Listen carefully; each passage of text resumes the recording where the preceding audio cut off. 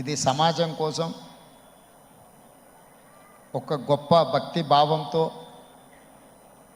మన భవిష్యత్ తరాలకు ఉపయోగపడే విధంగా ఇంత గొప్ప మందిరాన్ని, ధ్యాన కేంద్రాన్ని నార్సింగ్ ప్రాంతంలో నిర్మించడం, ఈ ప్రారంభోత్సవ కార్యక్రమానికి నేను ముఖ్య అతిథులుగా రావడం ఈ జన్మ సుకృతం అని నేను భావిస్తున్నా.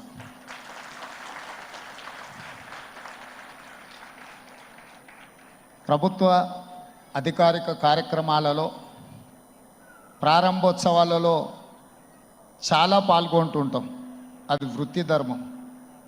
కానీ ఈరోజు ఈ కార్యక్రమంలో పాల్గొనడం ఇది ఒక ప్రవృత్తికి సంబంధించిన విషయం. సంపూర్ణంగా నేను నమ్మి విశ్వసించే హరే కృష్ణ సంస్థ ఆధ్వర్యంలో ఇంత గొప్ప కార్యక్రమాన్ని తీసుకుంటే స్థలదాతలు, నిర్మాణానికి దాతలు అందరూ కూడా ముందుకు వచ్చి ఇంత మంచి కార్యక్రమం తీసుకోవడం, వారందరినీ మనస్ఫూర్తిగా నేను ఈ వేదిక మీద నుంచి అభినందిస్తున్నా.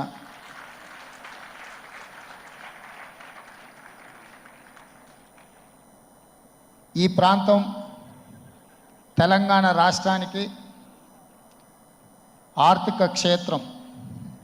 ఇక్కడ మెకానికల్ లైఫ్, కాంక్రీట్ జంగల్. ఈ మెకానికల్ లైఫ్, కాంక్రీట్ జంగల్లో ఒక మనశ్శాంతి వెతుక్కోవాలి, ఒక స్ఫూర్తిని పొందాలి. ఆ స్ఫూర్తి తమ భవిష్యత్తుకు ఉపయోగపడాలని ఆలోచన చేస్తే ఈ మందిరానికి వస్తే తప్పకుండా ఆ స్ఫూర్తి ప్రాంతంలో ఉండే లక్షలాది మందికి, రాష్ట్రంలో ఇతర రాష్ట్రాల నుంచి వచ్చే వాళ్లకు దక్కుతుంది అని చెప్పి నేను సంపూర్ణంగా విశ్వసిస్తున్నా.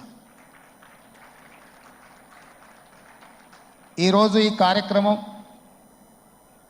ఇది ఏ ఒక్క వ్యక్తి కోసమో, ఒక్క తరం కోసమో చేస్తున్న కార్యక్రమం కాదు. సమాజంలో ఉన్న చాలామందికి ఒక స్ఫూర్తినిచ్చే విధంగా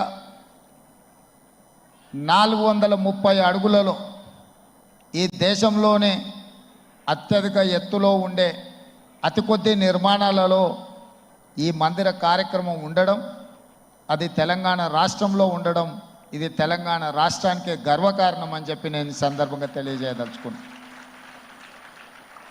ఇంత గొప్ప కార్యక్రమం ప్రభుత్వం చేపట్టినా అంత సులువుగా అయ్యే పని కాదు. ఈరోజు ఈ కార్యక్రమం నేను ఆశిస్తున్న 36 నెలల నుంచి 42 నెలల్లో ఇది పూర్తయ్యి మళ్ళీ మనమే ప్రారంభించుకుంటాము అని నిర్వాహకులకు నా విజ్ఞప్తి. ప్రారంభోత్సవ కార్యక్రమానికి కూడా నేను తప్పకుండా వస్తాను అని చెప్పి నన్ను ఆహ్వానించాల్సిందిగా నిర్వాహకులందరికీ.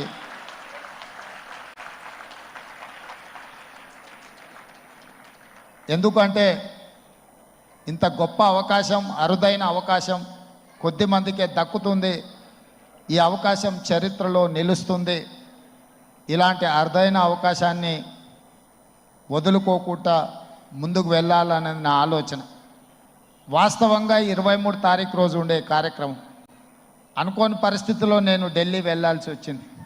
అయినా 20 తారీఖు రోజు మళ్ళీ నేనే ఈ కార్యక్రమానికి వచ్చే అదృష్టం కలిగింది అంటే ఇది నేను హాజరవ్వాలి అని ఆ దేవుడి సందేశం, ఆదేశం అని నేను భావిస్తున్నా. అదేవిధంగా మిత్రులు శ్రీధర్ బాబు గారు ఒక అంశాన్ని ప్రస్తావించారు.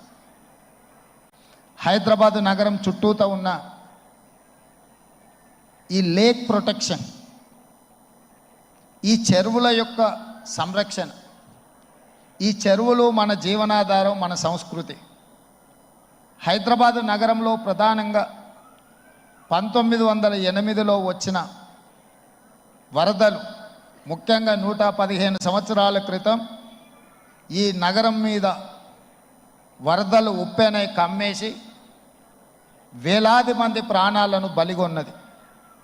ఆనాటి పాలకుడు నిజాం సర్కార్ చెల్లించిపోయి వేలాది మంది ప్రాణాలు కోల్పోవడానికి కారణమైన ఈ వరదల్ని నియంత్రించాలి అని అంటే ఏమి చేయాలి అని ప్రపంచంలో ఉండే గొప్ప వ్యక్తులందరినీ సంప్రదించి మోక్షగుండం విశ్వేశ్వరయ్య గారిని, ప్రపంచానికే ఒక ఆర్కిటెక్ట్ అయిన మోక్షగుండం విశ్వేశ్వరయ్య గారిని నియమించడం జరిగింది. వారు పూర్తిగా ఈ ప్రాంతాన్ని, ఈ క్షేత్రాన్ని, ఈ భూమి యొక్క నైసర్గిక స్వరూపాన్ని అర్థం చేసుకొని వికారాబాద్ అడవుల నుంచి వచ్చే వరదలని నగరం మీద పోటెత్తకుండా ఉండడానికి ఉస్మాన్ సాగర్, హిమాయత్ సాగర్ని నిర్మించి ఫిరంగి కాలువ ద్వారా, మూసీ నదుల ద్వారా, ఈసా నదుల ద్వారా వచ్చే నీటిని నియంత్రించి ఆ నీళ్లను నగరానికి తాగునీటిగా మార్చి ఈ ప్రాంతంలో గొలుసుకట్టు చెరువులను నిర్మించి